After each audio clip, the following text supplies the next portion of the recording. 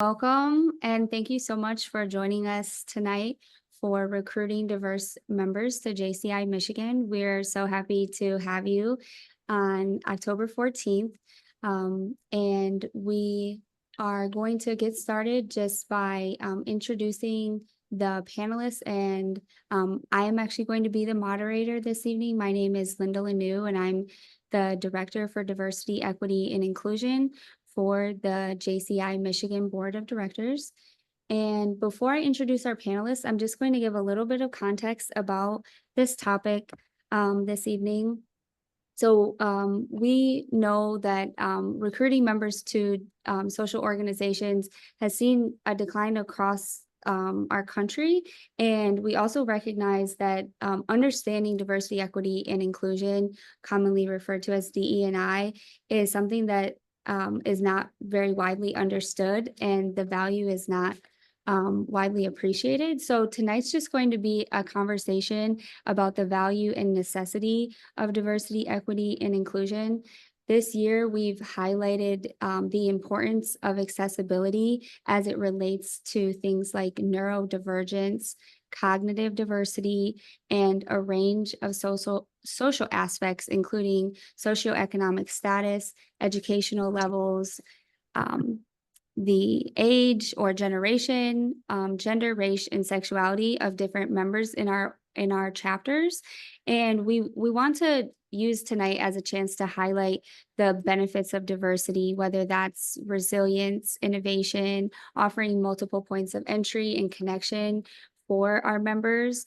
And as we have this discussion, we invite you to think about diversity broadly and consider the significance of even very small shifts toward intentionally diversifying your membership.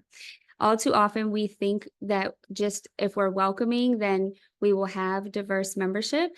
And tonight's a chance to think about different ways that we can intentionally create more accessible spaces by exploring this topic together. So if you're here joining us tonight, we welcome your questions. And this is part of an ongoing conversation that we're having. So if you're seeing this recording later and you have thoughts, questions, ideas, we definitely welcome those and appreciate your feedback. So tonight I am joined with three panelists. We have Brandon Diller here. He is the president of the Grand Rapids Junior Chamber of Commerce. And we also have Celeste Ross. She is the vice president for the Grand Rapids Junior Chamber of Commerce and a member of the National Strategic Planning Committee for JCI USA. And we also have DeMarcus Evans, who is the president for JCI Greater Muskegon. And I just want to thank the three of you so much for your willingness to participate in tonight's discussion. I appreciate each of you just getting to know you and your backgrounds and your dedication to this, to JCI Michigan and your local chapters, and in general, engaging with people and welcoming people from different walks of life. So to get the conversation started tonight, I want to ask you why you joined your local chapter. And also thinking about when you tell people about your involvement with JCI, what are the highlights or some of the things that stand out? And whoever wants to get started. Celeste, you're unmuted, so I'll say Celeste. Sure. So I joined JCI because I was actually part of another networking group. And a good friend of mine, Brandon, actually the fellow panelist here, he said, "This is great, but I think you should join this other organization because this is all about opportunities and different people. And this is more what you're looking for those skills and development training versus just the networking," which was the group that we were at. And the reason that I've stayed was really because there's been endless amount of opportunities to connect with people, both on an international, national level, and our state level as well, that other organizations just don't give us the opportunity to have. And so being able to connect with people from different states, different cities, different countries around the world is just, it makes this organization truly unique and unlike any other organization that I have access to. So that's why I have stayed, and that's what brought me here. Awesome. Thank you, Celeste. Brandon, do you want to go next? Yeah, absolutely. So thanks for having me. first off. So I joined. I had gone to a happy hour that I found on Facebook events, shout out, um, and just went kind of in blind to this chapter, and it's not even the chapter I'm a part of. It was a different chapter, and was engaged very quickly with everyone there. I don't know if it was just because I was one of the newest people, so they were like, "Who is this person?" But was engaged very quickly and like warmly by everyone. And I think for me as a queer person, it really helped because I met a past state president, Adam Bonnerink, and he was talking to me about Hairspray the musical. And that was like, it felt like a space that like I didn't expect from that group. And from there, kind of found a different chapter where I was asked to be on the board. That's kind of why I took that opportunity. And that board was to be honest, the most diverse board I've ever seen. It didn't last very long, but in terms of like everyone saying, but I think that it went to show that people from all backgrounds felt like they could take something from it, at least at face value. So it kept me kind of intrigued to say, what can I do and what opportunities can I take from this group?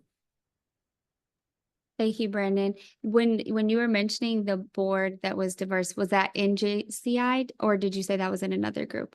It was in JCI for Grand Rapids. It was yeah, like I said, it was way more diverse than anything I'd ever seen. It didn't last the test of time, but just off of face value, I was like, this is shocking. Okay. Yeah, the reason I had the follow-up question is because that might be something we return back to in terms of if you have insight around the challenges for maintaining. Mhm. I know being on a board myself, it's a commitment. So there's a variety of things that you have to give to be there. And DeMarcus, we would love to hear from you. Just as a reminder that the question is why did you join your local chapter? And when you think about being a member of JCI, what are some of the highlights or elements that really stand out?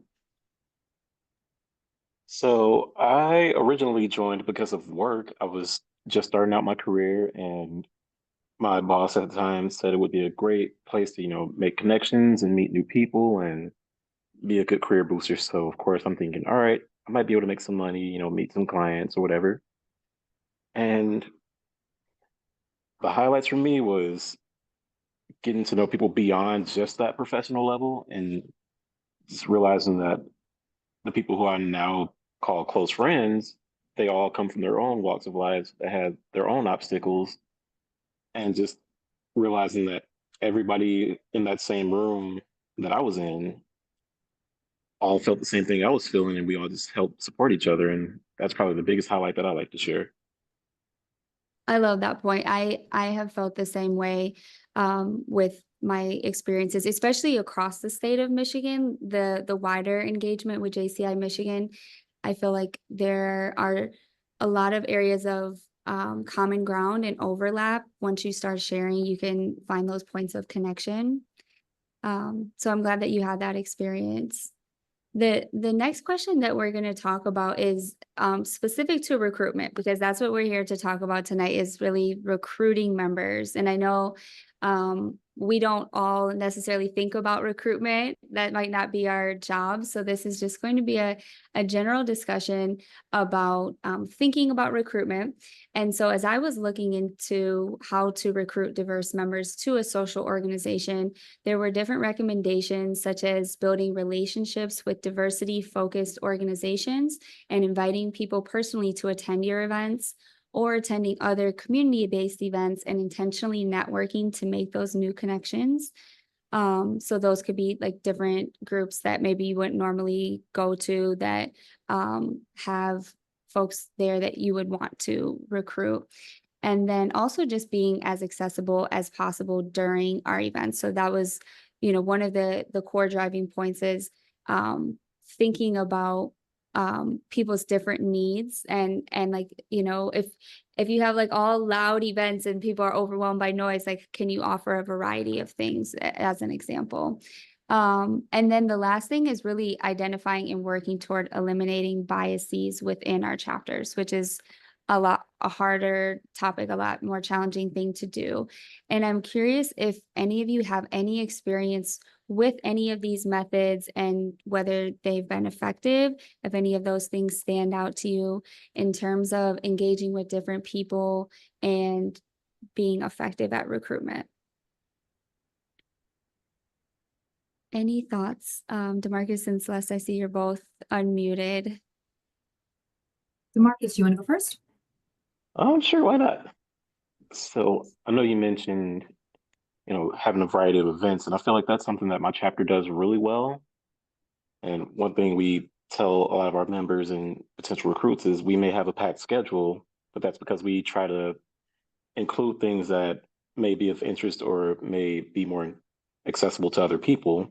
For example, we have a coffee hour in the morning, and we also have like just a more casual happy hour in the evenings. And of course, we call them afterglows, which is like a social hour after our general membership meetings. And I feel like that's one of the things that really helped our chapter find people and help them get in their elements. It's like, I know for me personally, you would never catch me at one of our coffee hours because I'm not a morning person. And I used to feel a little intimidated being surrounded by a lot of the more professional people in the mornings. So I would feel more at home in like a more casual social setting, like the happy hours or the social hours. And I feel like that's something that my chapter does do well at using to recruit others. That's helpful. Thank you for those specific examples too. I'm actually a morning bird myself, so yeah, I like that idea of just like recognizing there's a wide range of people and different times of day makes a difference too. Celeste, what are your thoughts? Sure. So for me, when people come to any event, whether that's JCI or outside of JCI, to find a sense of belonging and community, right? So DEIB, that B is really overlooked a lot of the time. So for me, at any event that we have, I make it intentional. If I see someone I don't know, I'm really good with faces, but horrible at names. But I truly believe that a warm smile it's universal, right? So I really make it an intentional point to go out and just say, hi, I'm Celeste, welcome. I haven't met you before.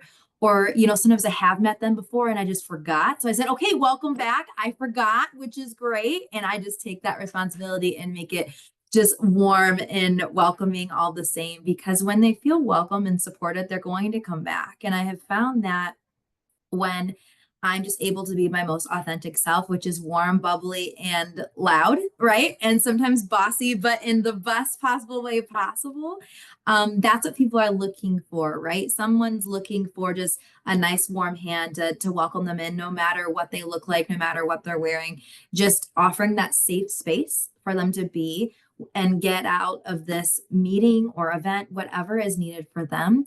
And then being intentional by saying, what was your name? And then thanking them at the end. Thank you so much for coming. I can't wait to see you next time. And then before I end that conversation, I move them over to someone else and say, hey, have you met our treasurer, Adrian? Have you met this person? And then I do a brief introduction, right? Hey, this is Melvin. He's looking in to go to HR. I wanted to connect you guys because I think he's new here and I wanted to make more connection for him. So, and then staying present during that conversation. And then when they have it, kind of backing away and letting that safety net go, right? Because it's easy to make one person, but then you have to start it all over. And it just is nerve-wracking, reacting, starting that over with someone else. So offering that warm space and then being consistent throughout the event and then helping them make one more connection is really how I'm intentional. And then just attacking it all with kindness and making it seem so effortless to let them know that if I can do it, you can do it. So, and being that really nice, approachable space to wherever that might look like for them. So, I love those. I love the networking side of it too. Like the more you know about the people in your chapter, the more you can help people connect. Thank you. Absolutely. Brandon, what are your thoughts? All right, so I have a couple things. So I think first off, recruiting is everyone's job. So which is a hard pill to swallow for the people who don't like to recruit. So, and most of us are people. At least I know like Celeste and Demarcus, us three are people. So like we don't have that problem talking, but knowing that goes down to the membership level, it's everyone's job to recruit. I say that because kind of two things come to mind with this specifically. So one is kind of as DeMarcus was saying, you know, we provide different events to allow for different types of people to come, but I think it even goes beyond the time of day, or the space in which you network. I think it goes to more of like these passion spaces that people forget about. Like, you know, you have these staple projects that have run for so long, but then people forget to put on a project that actually brings them passion, and because of who they are. So if an event brings me passion, it's probably going to bring other people passion in a space that is similar. But I find that even in my chapter, we do operate in different spaces, and we have different interests, and we have the commonality of wanting to grow, which is great. I think a lot of people can have that commonality, but I think what really draws people in and recognizing the people that are not at the table are, you know, one, putting on those events that is something completely different, like a fashion show, like a bowling league or whatever, because you're going to bring in people who don't even know about the group because you're reaching a different demographic. So that's one end of it, and two is, you know, you're going to get to meet some of those new people, but the other end is looking around the room and saying who isn't here, because if someone isn't here, then there's a piece of this community, there's a piece of the voice that is not being had, or heard, and that it's like this idea that like ignorance isn't bliss, like like it feels like I need to know what I don't know, and so I can't have that opportunity if people that aren't in the space aren't there, and that can be difficult to say who's not here, because it's really like I don't know who's here not here. But it's our job to go out, like as individuals, as connectors, to go out into other spaces.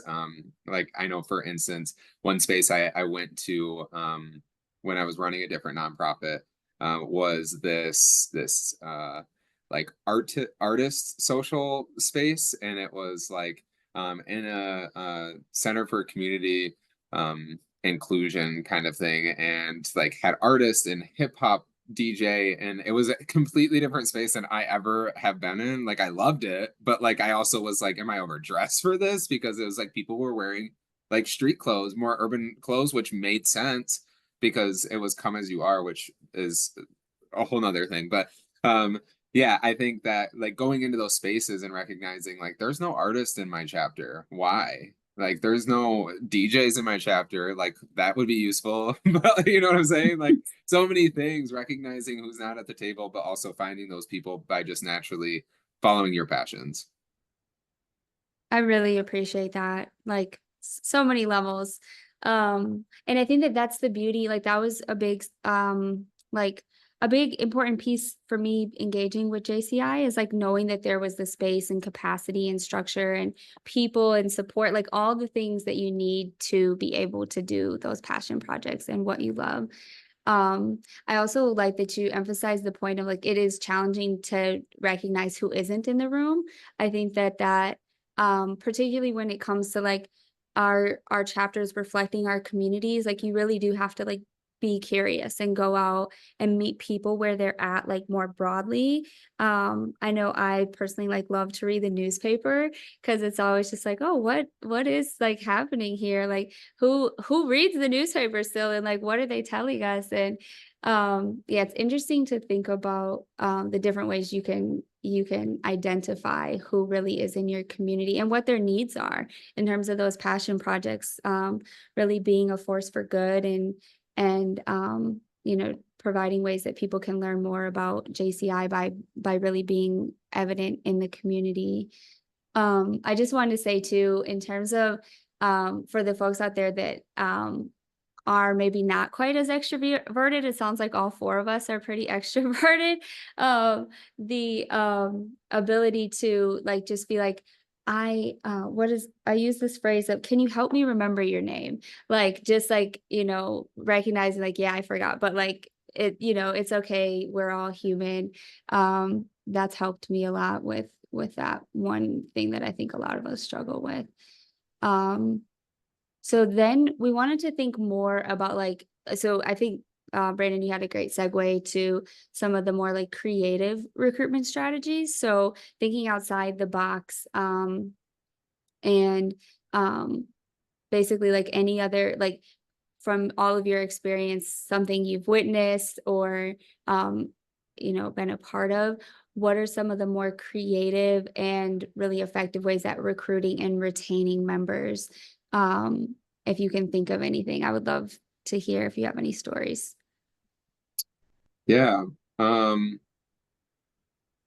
So I think recruiting it really is that like meeting people or just making those connections, meeting people where they're at. I think oftentimes we think about the member of our organization, the group that we go after is like the college graduate. Like we might have pipeline set up with a local university or something. But what we're not thinking about is like the whole generation that I'm a millennial, so like the whole generation that is coming after me, like so many people are like, it's okay not to go to college, even though we were told differently. It's okay to be a social media influencer. I don't know how to do it. I wish I did because that would be wonderful for me. But there's so many people that are doing this, or like people that are what are they sell products on TikTok and make money off of it. I had met one of those people that came to our chapter one time and I was like, you do this for a living? That's so cool. But I think it's really acknowledging that like the even the word professional looks so differently nowadays, and it doesn't have to carry like this one meaning that it used to. And I think that's something that us at like as JCI as a whole has to work on, because like we all look the same when we're in those spaces. Like all of us are in blazers, all of us are dressed up as like we're going to a business meeting, but unless someone told us, like even in the casuals, like we're dressing up more than some people would come in like in maybe like rock a cowboy hat. I know one of our members does that, but rock a cowboy hat and like like their cowboy boots, just like because that's what they wear normally, instead of it feeling like uncomfortable for them because they're the one person that's doing it. So I think that like acknowledging that career looks differently, that's an important step to first say, then kind of push into how do I make this space something that those people want to come into. Maybe it is having different types of events. To be honest, I think that's a huge piece of it. But also acknowledging that like if you really think about it, nonprofits, they all came from somewhere. It's from like someone who had an idea how to help the community, and like all these people are trying to help in some way. So creating a space to allow people to explore those passions, and let them know that they can explore those passions. I think that's a huge piece, is that members come in and they don't know that like they can really like jump in like feet first and really go for it. So making that information so recognizable right up front, to say like run a project, like let's do this, like really, I think that's a huge piece of also retention. Because when people don't feel engaged, you may get them in the door. And I know that like our chapter has gotten a lot of people in the door from all different backgrounds, but retention is a whole different animal. And I think it's keeping them engaged that is the piece that is lacking. And I can say that for my chapter at a certain capacity, because the ones who aren't engaged are the ones that fall off. And so like we have to be able to be real with that and say what are those flaws and why we're not keeping those people engaged.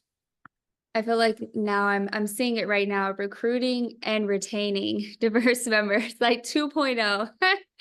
We need a 2.0, because that's a very important part, such an important part in its own conversation, definitely. Thank you. Celeste? Yeah, I would piggyback off that. And I think to complement Brandon on the opposite side, right? What can we do versus what I think about a lot, what should we stay away from? That's what are the things that we're doing that we could do that turn people off, right? Because that's just as more reason why do they not know about it, or are they just choosing not to come, right? So for me personally, I have two kiddos. I have a 7-year-old and a 4-year-old, right? I'm busy and I have to tear my time and I have to really choose carefully where I spend my time. And I have a very different commitment level than anybody else, that maybe someone who doesn't have kids or doesn't have family or doesn't have other commitments like that. And just being mindful. And that doesn't always mean, I know some people, when they say, oh, someone has kids, let's make everything kid friendly. That doesn't work for me, right? Because this is I love my children, but this is my space, and I want a space where I can just be me and I don't have to be mommy. I can just be Celeste, and to know that that's okay. So I find sometimes when we involve kids, when we overly involve kids, that's a turnoff to people who think they're very cute, but maybe they're here for something else. And right. And maybe if we involve them too much, that could be a turnoff to other people, right? Time and place, I believe, is everything. And having the appropriate audiences at the table is really a way to make sure you're engaging everybody involved. So just because we want to be maybe inclusive with kids, but is it too much? It's turning people without kids off, right? Because that's a heavy balance. I have kids and I don't even want mine there, right? Not time and place, and that's okay. Really just being mindful of that, right? If we have people who are sober, we have a number of people who are sober in our chapter, and we're doing happy hours that involve alcohol all the time and not offering another non-alcoholic option. Maybe that's a turnoff for them. Maybe they don't feel comfortable enough to be themselves in that space. Or, maybe they're not ready to say, you know what, I don't drink, and feel confident in that decision, right? When they think, oh, this is a happy hour, this isn't for me, I can't go. So being mindful of that, right? And having those alternative options, and having and taking it one step further instead of just doing it here all the time. If people don't maybe like a business meeting format, we changed ours to do a roundtable because people were hungry for opportunities and knowledge, and having a social hour wasn't working. So we changed the format and did a roundtable discussion all about leadership strategies and what are you doing and what are you doing, because we found that's what they're hungry for, and listening to know what they want. They didn't care to come for social hours and happy hours. They wanted tangible takeaways. So knowing if we're not giving those, we're going to lose them, but being mindful that it's productive in the same way. We don't want to just talk about, what did you have for dinner last night? Oh, what's your favorite recipe? No, no, no. If I'm taking time away from my family, I better be coming home with something tangible that I can take away from this. So, in a sense, you always want to make sure you're being mindful of what we can do, but being equally as mindful as what should we stay away from, and what would be turn offs, to be able to identify and recognize the whole individual being, to make sure they're getting their cup full in all the ways. That just, yes. Oh, thank you. And Yeah. I love that, like the multiple dimensions, right, that we need to be exploring, but also like just your own lived experience as a parent, and like this dimension that people may not have been thinking about.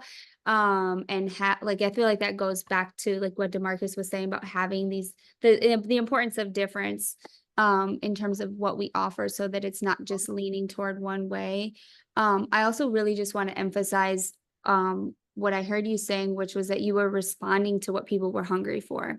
And I think that responsiveness and agility is like a fundamental part of JCI, and like this conversation, particularly toward the retention side. Like when you have people who are showing up and want to engage, and then you respond to like supporting what they want to see. And then furthermore, those tangible takeaways, like that, the tangible nature of it, I think, to me, when I think about this topic, like that is at the core, like fundamental to meeting everyone where they're at right now. Like I think all of us could use more tangible support in different ways. So yeah, I would absolutely agree. To circle back to the, what they're hungry for. That was one of the main reasons I got involved on the national level for JCI USA on the strategic planning committee, because I said, there is stuff missing. There are fundamental pieces missing. And I would tell anybody that I needed to talk to. And then someone said, here's this committee that is forming what this organization is going to look like in the next 5 years. I said, great, because we're missing pieces. You know, the people who are making the decisions maybe have forgotten what it's like to be a newer member. They're not familiar with what we could do or what maybe the perception is now. So I got a seat at the table and really make sure that everybody had a voice for people who really weren't in that space yet. And to be a part of the newly voted in strategic plan is just, it's amazing to see where we're going, but also to be able to take that step and say, hey, we're missing these pieces. This needs to be back in the forefront of everyone's mind. And so letting people know that there are opportunities to make change. Someone just has to be willing. It takes one to start a movement, right? So really listening to the voices and then putting action behind them, because listening and knowing is one thing, acting is a completely different nature. So again, finding that equal balance. Absolutely. I could piggyback off that for a long time, but I want to hear from DeMarcus. Yeah. DeMarcus, what are your thoughts? What Celeste and Brandon said reminded me of this phrase that I heard in my career, basically saying uh, one of the keys to recruitment and retention is knowing how to work your circle and knowing how to place people in the right circles. Like Love that. there have been plenty of examples where, you know, if you introduce me to somebody, I can, you know, talk about all the good things about JCI all day long. But if I notice that, all right, this person has specific goals and things that they're passionate about that don't 100% resonate with me, maybe this person would be more interested in being involved if I introduce them to this person who I feel like has similar interests and goals. And just using myself again as an example, a lot of the people that I recruited in the past have been people that I've met in previous jobs or previous, like people who share my background and walks of life, because it's been easier to connect with them because they're in my circle and like we all share the same interests. Like there have been people that, let's see, like they've been more interested in what I've had to say about JCI because they saw that genuine connection trying to be made, and they saw that, all right, I appreciate that this person knows that, all right, maybe we don't have the same interests aligned, and I appreciate the fact that he went out of his way to introduce me to somebody else in this organization who I might vibe with more. That makes a If lot that of makes sense. sense. Yeah, no, that makes a lot of sense. I feel like that is like part of this theme of like the significance of networking and the opportunities that JCI provides for networking. And like there also are so there's like, you know, local chapters, but then there's committees within chapters, there's specific projects, and then JCI Michigan as a whole connects all of those pieces together and has its own board. And then Celeste has talked about the national opportunities. So like within like the weaving together of JCI, like there are so many different opportunities. So like to be in a position where you're connected to those things, and then people see you as a hub in and of itself, and then you can direct people to something that you think is a good fit for them is like such a gift, right? Like to be in a position to be able to facilitate that, I think is it's incredible. And as you were both talking, I was thinking, so if someone is listening and they don't know very much about JCI, and like the leadership opportunities, I think this is an important thing to share, that it's called a year to lead. So in terms of being on boards, my understanding is that it's a 1-year term at every level. And so as someone who actually was involved in local politics where it was a 4-year term, a 1-year term is like, oh, I can actually do this. Like I can make that level of commitment. And even that was hard for me, right? Because of my own barriers and the things that I've been juggling. But I think that whether you just want to engage and come to meetings, or you actually do want to pursue leadership, like JCI's off, it offers that opportunity. And I think that was important as we're talking about these leadership roles, just to understand that that is the model for those who are curious and want to learn more. It tied into something you were saying, Celeste, but I can't think of it particularly. I think just like being able to, oh yeah, so the Ann Arbor chapter, they, you know, have new people coming in who, as the new member lens that you said, see things that are missing. And so now this is coming up on their chance to engage and maybe be a part of the board next year. So just the fact that you can get involved in 1 year, turn around and be in a leadership role is an incredible opportunity. So as we're thinking about all of these great things, we also do have to go into some of the barriers to engaging. And I think that this ties into what you were saying about maybe what we should stop doing, or be really like have a critical lens to see what is needed still. And so I mentioned at the beginning that, being involved in social organizations is something we've seen decline. We're seeing social isolation rise. There's a number of different constraints that people face, whether it is childcare, either on site or, just being available at all, transportation, caregiving duties. There's a number of things that people have that may make it challenging for them to participate. And so when we're thinking about these different aspects, cost barriers, I'm curious if you all can speak to some of the things that you have seen firsthand that have made it challenging for people to participate. If you can think of any of those things and speak to that at all. Celeste, do you want to go first?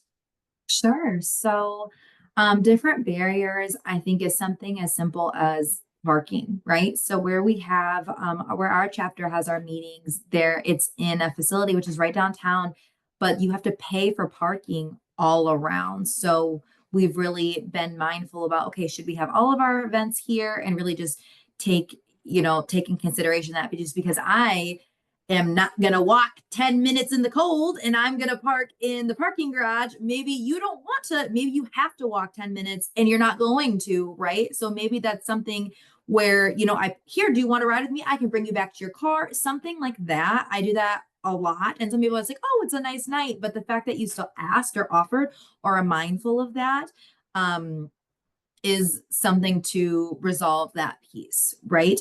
And then something else that might be a barrier. I mean, money is always going to be there, but really figuring out, instead of assuming, really just asking and saying, hey, if I'm going to go to this, let's say if I go to a national conference, would you be willing to pay more if it was in the city with more attractions and more to do? Personally, I would. I'm going not just for the convention, I'm going for the experience of seeing a new city. And to me, maybe I don't go if it's 2 hours outside of the adventure where I want to go. I'd rather pay more to be in the city, but no one's asked that, right? But I've been able to bring that to the table. So maybe instead of just assuming, oh, that costs a lot of money, well, what are they willing to invest in? What does that number look like to really identify what we could do? Is throwing $50 more on them really unreasonable, or are we just assuming that's the case? So really having those mindful conversations, whether that's in person or whether that's in surveys, or really just having the courage to even ask, has really helped resolve some of those problems. But money will always be a problem, but you have to know the real amounts of the audience that you're even talking to be mindful of where that's coming from. So for me, that surrounds the money, but it goes deeper than, well, of course, money and time of day. There could be more than that. Maybe I don't know anybody, or maybe I don't want to come by myself, or I'm new, I'm nervous. Your chapter is so loud and exciting. I'm an introvert and I wouldn't fit in that. Really just being aware of who they are as people and not just the socioeconomic piece is where a lot of barriers fall into a lot of the time. There could be, if we have Zooms, do you have subtitles on the Zooms? Are we having closed captions? Are we having, are we presenting ourselves in a way that's affordable and accessible to everybody without really thinking outside of the box? So I would say those are a lot of the pieces that I have to really recognize what's not working and what could be some potential barriers. Those are so key. Thank you. Thank you so Yeah. much. As you said that, I'm like, how did I forget to do closed captioning? So we have closed captionings now. There's And time. See, being there's mindful, some and that's time okay. just for the end. And I think that there are a way that you can add that back in terms of creating a transcript for this. So thank you for saying that. Sure. Brandon or DeMarcus? Let's see. One barrier I encountered in seeing firsthand is I'd say it's internal and external. The rigid idea that we may have about what it means to be a professional. So I remember back when I first joined, I was very new in my career, and my first thought was, yeah, if I would have tried to join this organization a year ago, I would not have fit in because I wasn't professional enough for this. And I think that we get so caught up in like, all right, so what exactly does it mean to be a professional that we forget that you can be a line cook at a dive bar restaurant and still show more professionalism than the general manager of that establishment. And I've seen that externally, as I've seen a member, enthusiastic about recruiting, having a conversation with somebody who's JC age, conversation was going well until this person brought up their career. He says, well, I'm just a machine operator at this factory. And I've never seen a conversation go so stale any faster than that. The person who was doing the recruiting just said, oh, well, that's cool. Well, it was great to meet you, and left. So it's like we have to learn to let go of that rigid idea of what we think it needs to be a professional, because it's not always going to be that entrepreneur or business owner or person walking around in a suit. It could be the bartender at the dive bar or just a machine operator at a factory. And internally as well, we have to work on getting it out of our heads. Like, we don't have to be that to get involved in this awesome organization and make these connections. Absolutely. I wholeheartedly agree. Yeah, I feel like that's like the basis of what it means to be inclusive and also just really see people as individuals. I was hearing you, Celeste, saying something similar. Like you don't know until you are talking with someone, really who they are and really understanding why they're there in the first place and what they want to contribute and also receive. So absolutely. Brandon? Yeah. All right. So barriers. There's so many barriers that are possible. I mean, there's like physical, there's cultural, linguistical, and I would say like gender.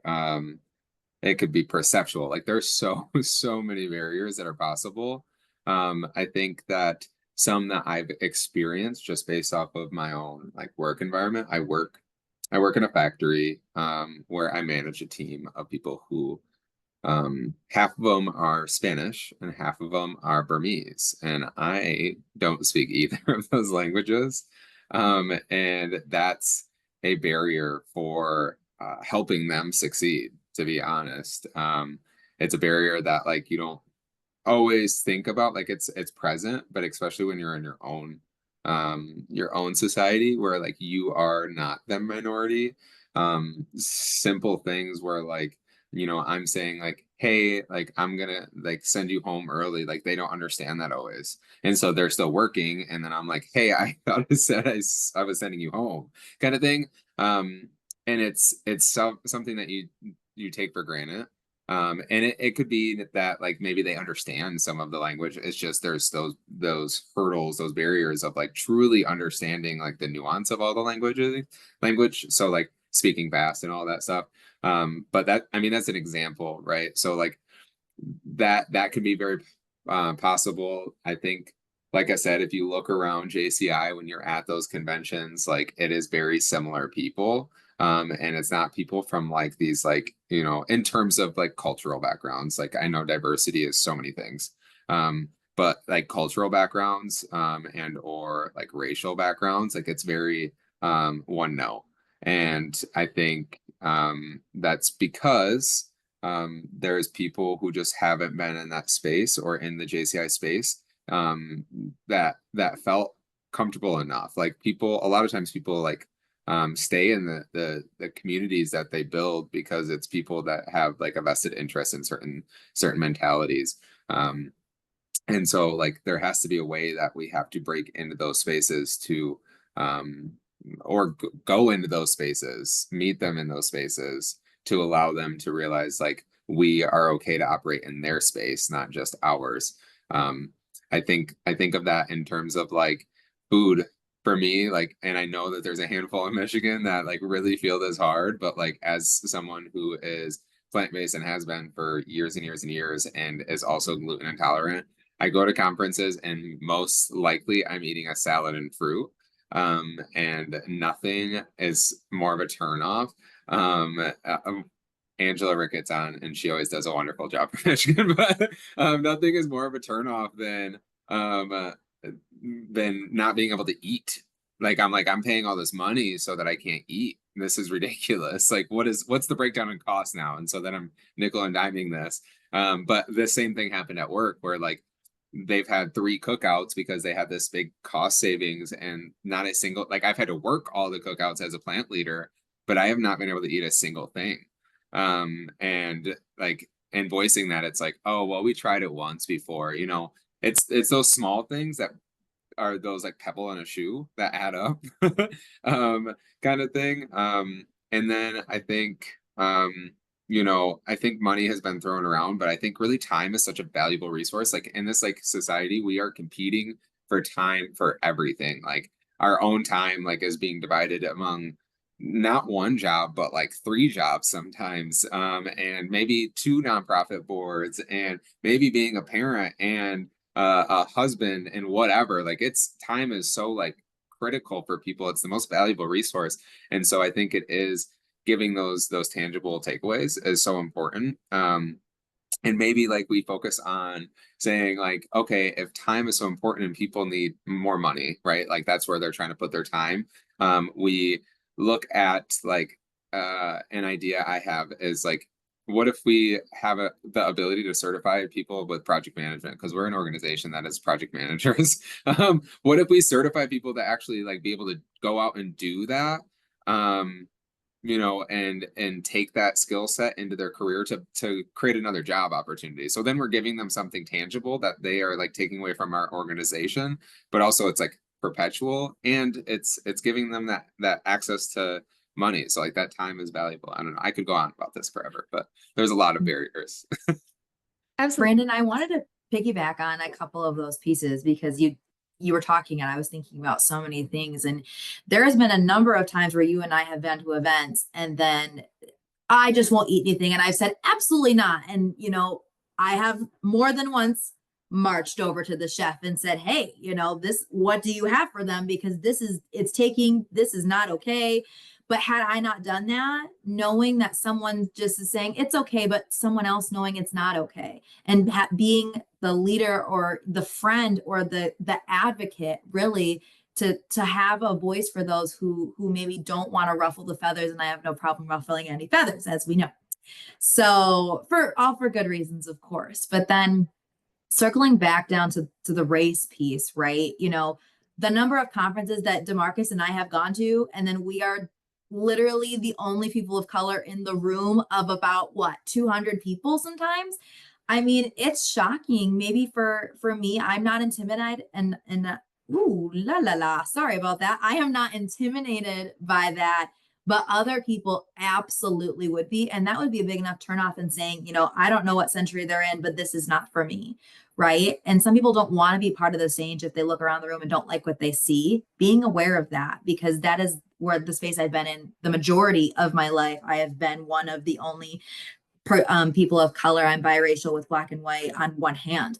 I've been on that one-handed scope of where I'm at, and being mindful of that and doing what it takes to not just change it, but acknowledge it and let other people know, hey, have you noticed? Chances are they haven't, or maybe it's worse, they haven't, are just not doing anything about it. So being aware of all those pieces. I don't know if you have any thoughts on that piece, DeMarcus, because you and I are in the same boat there.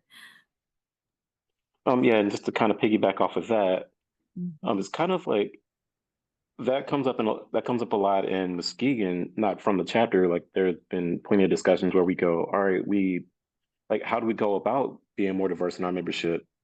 And I know for me, like I've had a lot of conversations with, more people of color, and they do get intimidated by the fact that there aren't many people of color in the JCs and things like that. And that's something that's been a bit of a struggle with sometimes. It's like, how do we reach reach those members that we're trying to recruit and let them know that it may not be a lot of people who look like us in the room. Sorry about that, but we have to start somewhere. Like, how do you break through that barrier of being intimidated? Mhm.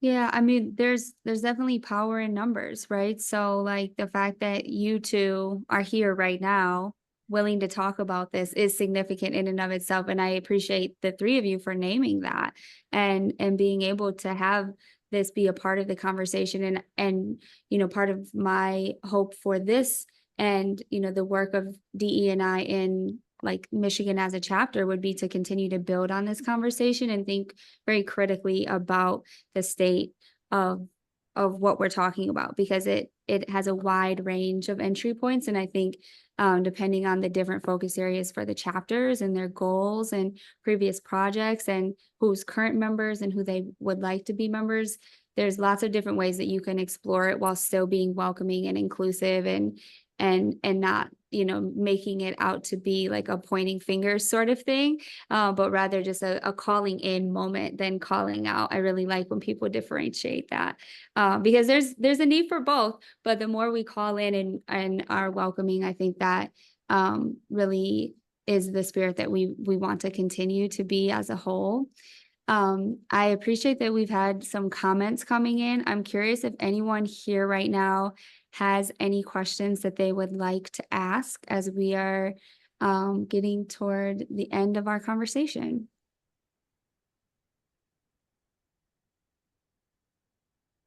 And also, I personally I'm very excited by this conversation. I feel like I could continue to just filling in the space. But I'm curious if the three of you have any additional thoughts, but based on what we've been talking about, anything that you would like to see. I know when we were drafting these questions, this last part about barriers really was intended to be a call to action and an impetus for people to think about how they can be more intentional. I saw that our president here said, president for JCI Michigan said, hospitality is not just saying hi. So the sense that there are many different ways that we can be intentional about welcoming people is part of that call to action too. DeMarcus? See, I guess a comment well, for starters, I thought Michelle's comment was a little funny because I'm actually zooming in from the inside of the hotel where I work at. So hospitality is a lot more than saying hi. But it's kind of just more of a comment that I had for the organization.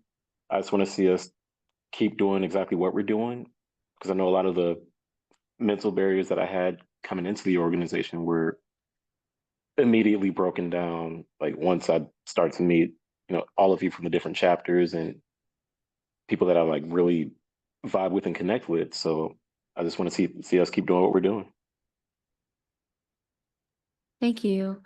So I do see that Angela's hand is up. Celeste, did you want to say something or wait until we hear from Angela?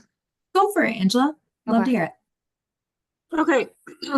Thanks so much, guys. I've been really enjoying this conversation. You come in to meetings with expectations, and this has exceeded my expectations. So thank you very much for this conversation. So as part of the Ludington chapter, which is a more rural chapter, and all not only local chapters, but local communities are at different points of their various types of DE&I journeys. Do you have any advice? Because I've been slowly starting to be intentional about working on diversity in our local chapter, but don't seem to be picking up too much traction.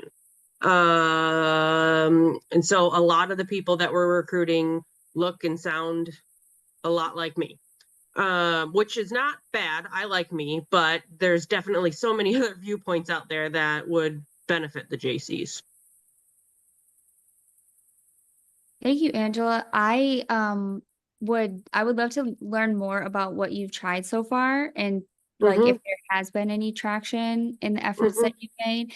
And my first thought is because I'm semi-familiar with Ludington, I'm curious if there are other groups that you would be able to connect with that already have more diverse members and if there's any potential for building relationships just based on that. And then also if there is a smaller selection of groups available, thinking about, I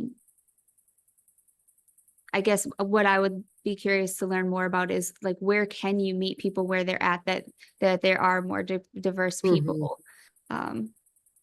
Yeah, and in Leadington, it's interesting. Sometimes, like from a cultural diversity standpoint, there's not like a lot of other groups that are obvious. Like, oh, I can connect with our local pride group. There was a group for a while, but then it disbanded, and so there's not those more obvious touch points. So it has to happen more organically. So yeah. I have some thoughts on that. Yes, So please. Thank you, Brandon. I've gotten to meet a lot of people in Ludington, so I think Yeah. that it is definitely more difficult when you're not in like a city center where there is those like super prominent like pride and like Mhm. the Writers Association, like all these like different groups that are purposely denoting Mhm. people. But something that was going to be kind of my closing notes that actually fits perfectly with this is like, um, all of our members, like as or us as individuals, like we have our own, I don't know if I want to say like bias or like just like our own identifiers. And so Mhm. like we're not just one. Like I'm not just a guy who works in manufacturing. I'm not just a queer. I'm not a vegan. I'm not a gluten intolerant person. I'm not just a sober person. I'm all of those things. And so I think what's Mm. important is for us to say like, what is it that makes us us? Like as an individual, like for instance, Ashley. I connect with her Mm. so because like her and I are have been on a sober journey, and so like Yeah. that's a piece that like is a small piece for someone looking out like inward at that, but like realizing like that's such a big community of people that you could reach, Mhm. huge community. Or like for another example, Ashley loves to play pool, like meeting people Mhm. pool hall because that's a different community and there might be crossover, but I think that's kind of it, like focusing on what makes your strong members those themselves and Mhm. inviting and being the person to invite. Like I should be able to say, Celeste, come with me to this queer outing. Like Mhm. not you have to be the one that breaks down those barriers so that it's not the people in the room are the only way they get in there is because you invite them and then you're the only one in there that's like them. And so then they're like, this isn't what I want. Why did you bring me here? Like you have to be able to say, Mhm. like, let me break those barriers down. Like come with me to an AA meeting that's open. Like see what it's Yeah. about. Mhm. Excellent. No, I think Yeah. that's a great idea. And you couldn't see me. I realized I had my camera off, but I was beaming when you were talking about Ashley because yes, I love it. And she also is a big Brandon fan, just FYI. So the feeling is mutual. Angela, I wanted to give some notes on that as well. I saw your comment in here and you mentioned that your pitch was, oh, we're a young professional organization. Then someone said, oh, well, Mhm. I'm just a stay-at-home mom, right? And I Mhm. think I've actually, with kiddos, I've gone to mom groups, and you would be surprised how hungry they are for opportunities, and they feel so discounted Yeah. out. Mhm. Going to those groups. And even if you don't have, a small kiddo to bring, and just saying, hey, if you're looking for something outside to do, we're meeting here at this time, and we would love to have some of you guys come. And just to know that other people you're being asked, and knowing you don't Mm. have to be professional, or, opening up the gates. Some of those moms, if you remember, they took off time, Oh, but they absolutely. worked at one point, right? And so maybe they want Yeah. to go back, and maybe they miss being in the action. So maybe even if they're not working, they're still interested. So don't so I love that you were able to say I had that unconscious bias there without meaning, Mhm. because, but really just knowing, think outside the box with that avenue, because yes, absolutely, at this Mhm. this mom group, I want to go to a conference and learn, Yeah. and then come back to my kids, right? Mhm. Great. Yeah. So I wanted to give you kudos to that, for saying, what, I recognize that. How can I rectify it and fix it? So kudos Mhm. to you for that. Absolutely. Good thought. Good thought. Thank you again, Angela, for that question. I know that was something that you've been working on this whole year, and I'm really glad you were able to make it out tonight. And Celeste and Brandon, thank you both for Mhm. your responses as well. I see Michelle has her hand up also. Yeah, I just wanted to kind of piggyback on what was just said. I think one thing that does our organization somewhat of a disservice is when we talk about what we are doing and who we are, we don't really tie it to the experiences of the person that we're talking about or talking to. Especially, using the example of the stay-at-home mom. I recently had this conversation at our last conference, right? That professional skills are really, they're transferable, right? They're the same skill is utilized in a different context. While we may be teaching negotiation as like a professional skill and you think it only happens in the boardroom, you still have to negotiate with your teacher's parent or your kids' teachers at PTO meetings. You need to negotiate with tradespeople doing work on your house or whatever. It doesn't matter who you're talking to or where it takes place. Those skills are necessary. Project management is necessary. But when we're talking to somebody, we don't, and about what we can offer them, we don't tie it to their own personal experience. And part of, when we're talking about getting different perspectives and different experiences in, it's asking enough questions and trying to understand the other person so that we can show the value that we offer. That being said, I did kind of have a question for the panelists. Knowing all of you, you all are very comfortable going and talking to other people. And when we've been having these conversations for years, the thing that I hear most often from people is, I'm worried about saying the wrong thing or doing the wrong thing. And so therefore I just say nothing. And then people don't feel welcome. And it kind of creates this situation in which, somebody comes into the room and everybody's just quiet. And it doesn't necessarily have to be someone who is, visibly diverse. They just don't talk to anyone, which just doesn't do us a service. How do you counsel people on overcoming fear in general? I think it's amplified when you don't know or can't understand right off what you might have in common. How do you discover those commonalities and be brave enough to try to seek them out?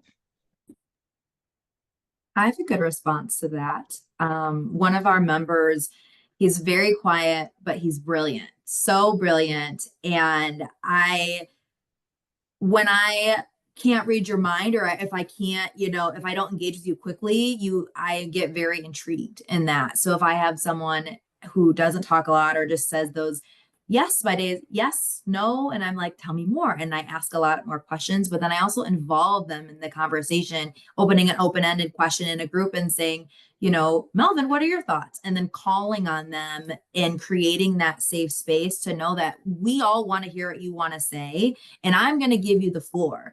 And if they say, I don't have anything, great. Well, at least they were somewhat included, because some people still need that I need to be called on mentality to feel like they need permission to speak or give their opinion. And sometimes just giving the floor in a non-aggressive or abrasive way, just saying, hey, do you have any thoughts on that? And including them in the conversation. That's how I get around that. And give them and create the safe space for them that they're not sure is there. So that member in our chapter has come a long way. He's been on the board for a while, and now it's just coming out of the shadows and taking on a heavy leadership role. And I'm very excited to see how he does in that. But he's able to recognize, that my thoughts do matter and they want to hear from me, but we've had to really work on that self-esteem piece as well as that encouragement piece and say, we love what you have to say, keep going. And then when they speak, not just saying thank you, saying, I love that. That's awesome. Thank you for sharing that. I would love to talk to you about you after, to make them say, you heard me and you appreciate me. That's how I go around that piece. I also think there is being someone that has led networking groups for so many years at this point. I think there is a huge barrier of like people stepping into a networking space. Like not everyone is like the three of us or the four of us, or really a lot of people on this call, but not everyone is like us in that regard. And it's important to recognize that. And it is like having to getting to engage, not having to, because it's not a trouble, but getting to engage with those individuals. But I think that for me, when I'm in those networking spaces, I've always told people the way to combat that anxiety is to kind of have a handful of questions that are open-ended, that you can like draw on more conversation. So like the questions that I always have, and then also having the answers for these questions so that you're not thinking about your response, you're listening to them because you already know your response. But like the questions like, you know, what is one thing you're looking forward to this year? Or what is one thing that you're looking to accomplish in the next 30 days? Stuff like that is so open-ended because then you're giving them the space to talk about something they're excited about. You know, it might be like really like jarring for them. They might be like, "Oh, whoa, what do you mean? Like, what is this question?" It's not like, "What do you do for a living?" Because I think that's the thing, and you can kind of get around what DeMarcus was saying too. Is like, you know, I'm just a machine operator. Like you get around those things, those awkwardness, or those like those struggles for those people, or those what they feel as flaws, and you get to let them just talk about their passion spaces. And I think that's a huge piece, is you have to be able to first create that safe space by having a conversation that doesn't have to be about work. It can be about whatever brings them joy. Marcus, did you have anything else to add?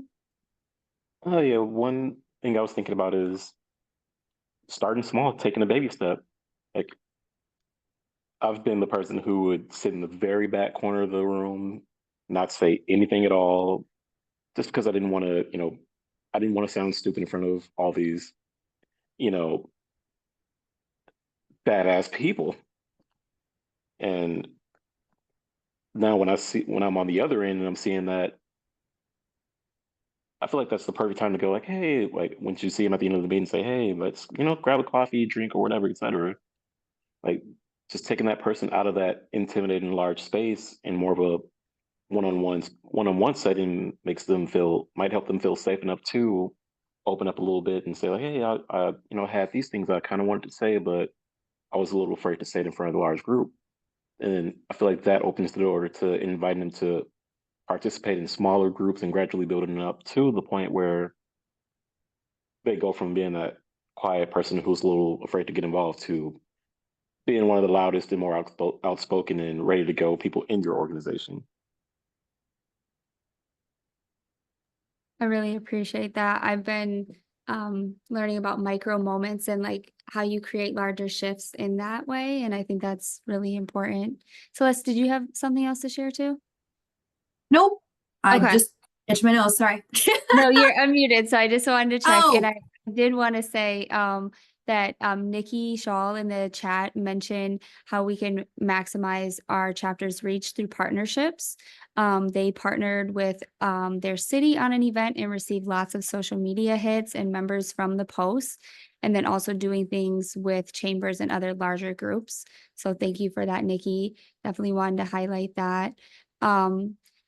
I am so grateful for everyone who has joined this evening and participated and shared. I've been taking notes. I'm looking forward to sharing them as part of the resources that we have available at jcimi.org as part of our diversity, equity, and inclusion resources for members. But it's available and open to the public. Anyone can see that.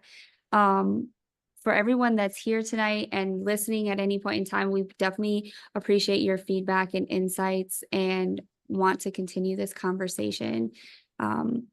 Any closing remarks from panelists before we wrap up the recording? I just wanted to say thank you for putting this on. I think we all feel that this is a very important conversation. And in my time at JCI, this has not been a conversation that is openly broadcasted and talked about. So I think this is important, and I'm excited to kind of hear the conversation continue and keep the conversation continuing myself. Absolutely. I cannot take credit for the idea of this. Our president, Michelle McGran, shared this with me during Growth Academy. I don't know exactly who thought of it, but I'm very grateful to be able to be a part of making it happen. Oh, let's see. I think my closing remark kind of goes hand in hand to Miranda Klim's last comment in the chat. Her comment was, "What's one thing that you're proud of this week?" And mine is not chickening out and actually being on this call. Because I know when you asked me if I'd be interested in, I was so close to saying maybe not. But like Brandon was saying, I feel like this is a conversation that should be had a lot more often. And I appreciate you for, you know, making me feel safe enough to hop on this call and have this conversation. Absolutely. Absolutely. So grateful that you could be here. I'm so happy it was able to work out for you. Yeah, thank you so very much for having me here.